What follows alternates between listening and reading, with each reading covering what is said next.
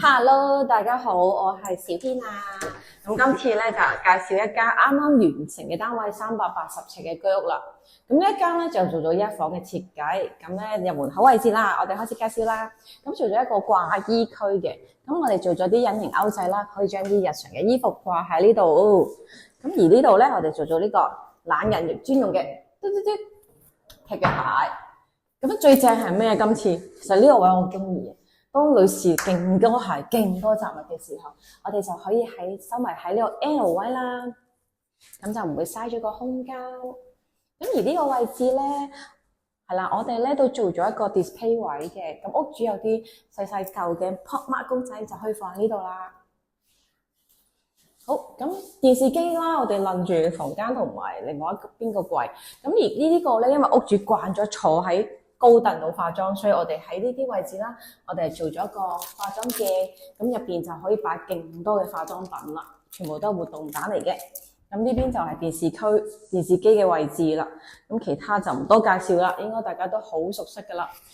去到呢一邊，我哋做咗同色嘅系列嘅衣櫃啦，都係一個好深嘅衣櫃。最主要咧係呢啲位置啦，我哋都做咗一啲動板，咁你想掛咩都得啦，掛衫啊，掛乜，掛埋自己上去都 OK 噶。好，到呢個房間唔多介紹，都係咁嘅做法噶啦。咁一個5尺電動油壓床，係啦。咁呢邊就一組大型嘅衣櫃啦。哇，胡女士見到應該好開心噶啦。係啦。應該咁多櫃，我相信都好滿足到大家嘅要求啦，係咪？好，咁啊介紹埋廚廁啦。咁廚廁咧就唔係話好大改動啦，因為而家 MIC 樓係啦。咁咧就沖涼位置改咗嚟呢度，係啦。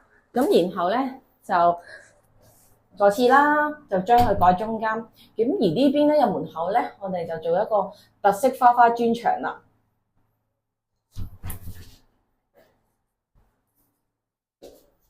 好，呢個位置啦，咁電箱隔離啦，屋主將會放雪櫃，冇特別做啲咩特色櫃啦。咁廚房位置啦，就係應有睇下翻你嘅電器啦。咁係微波爐啦，跟住切菜位置啦、洗衣機啦、星盤啦，咁煮食爐同埋呢個抽油煙機啦。